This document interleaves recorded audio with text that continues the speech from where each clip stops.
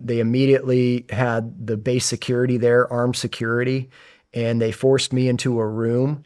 And then Mike, who was a really good nurse that worked there, is like, he had a syringe and he goes, listen, man, we can either do this the easy way or the hard way. And I trusted him. I didn't trust much of the other staff. I was like, all right, Mike, stick it in my ass. And he takes this thing and he shoves it in my butt cheek and injects me with what's called Haldol.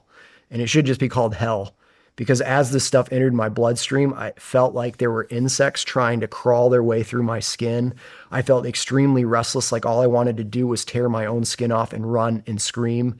And Mike would pace up and down the hallways with me as I'm just like screaming and yelling and just trying to get this shit out of my system. And eventually I collapsed. What the fuck is it?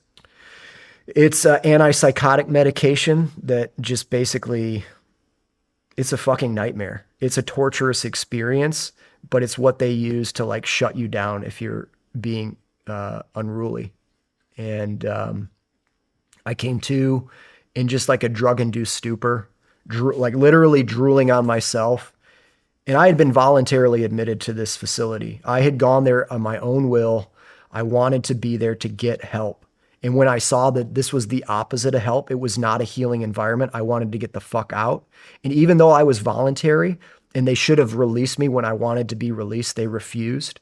And now that this incident had happened, they used it as an opportunity to commit me to the facility.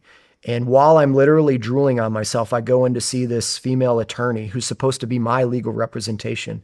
And she puts a pen in my hand. She moves my hand on the paper and says, just sign here.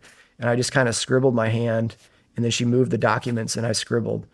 Unknowingly, what I was doing was I had just committed myself to the facility without any trial, without any process really, other than this lady putting a pen in my impaired hand and having me somehow legally sign these documents. And by doing that, I was now committed to this facility.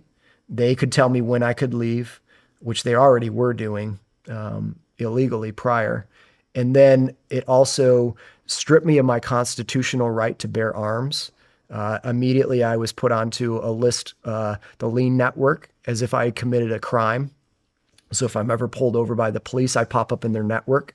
And this is an American veteran just trying to get fucking help for severe psychological issues induced by the medication that I had been given. But I was broken, man. I was just a drooly zombie at that point. I became just another one of these dudes walking around the hallways, drooling on myself, murmuring to myself. And eventually, with the advocacy of my family, my mom being in healthcare, my dad having been in healthcare, my wife being an ER nurse, they were able to advocate to get me out of the facility and bring me back to Northern Michigan, back to my little piece of property, and reconnect with my family. But Holy now the shit. burden of taking care of me all comes back onto my family. How long were you in there? I was in there for 40 days. Which, dude, it was a fucking nightmare, man. Sounds like it.